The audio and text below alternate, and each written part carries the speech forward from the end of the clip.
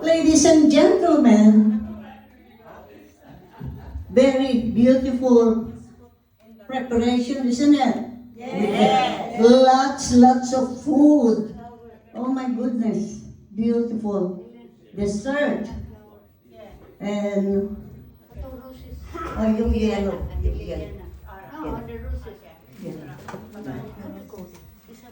Okay. Oh, where's my trophy? Deleted.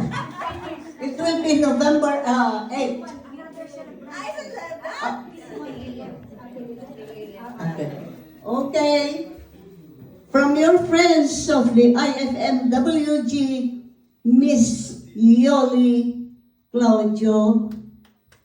Thank you very much for a beautiful party. Thank you for the invitation. And may you have more birthdays to come. Good health. God bless. And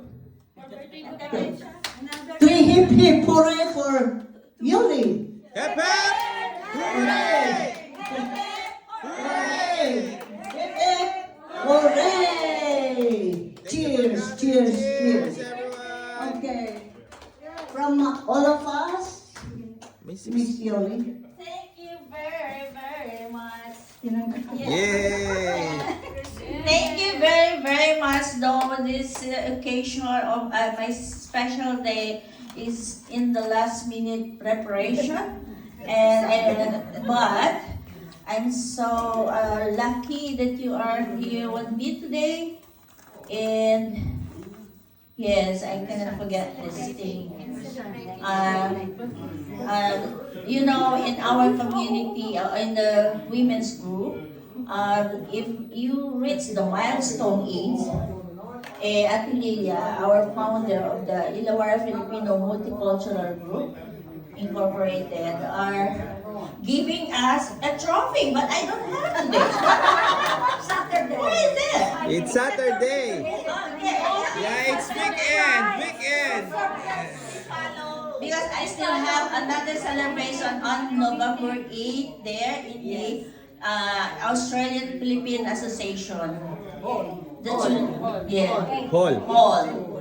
will be in Fig Tree Community Hall. And that will be, is it Saturday also? Saturday. Next Saturday I will be there and we'll celebrate again my second celebration. 21st celebration. Sweet 17. Yes, sweet because this 17. is very rush. They don't have time to buy me trophy. Thank you, ladies, for coming. And I really love this day. I will see more often my pictures. I can see who loves me. Oh, love you. I love you. Don't worry. Can I tell you our experience there outside? Half an hour we were waiting. Said, why? Where's the community hall? My husband back and forth, just listening. Maybe if you can hear noise, that's where they are. But we cannot hear noise. You know, very quiet. My husband said, come on, let's go home. Oh, no. I rang 10 people, no one answered. They left our phone in here.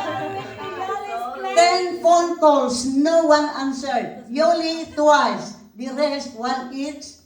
And my husband said, come on, let's go. Maybe they went to another hall. That's what he said. Come on, let's go. No, I can see Tucha car. Jem. We did not see Barry, only Gemma Tucha. Yeah. So they are here. Sorry. Yeah. I'm very sorry, Ate Lilia, because I didn't know that Christy is not coming today, the one in charge here in the coffee shop. And I really don't know too that they locked the first door there. And it can open only when you are inside, in exiting.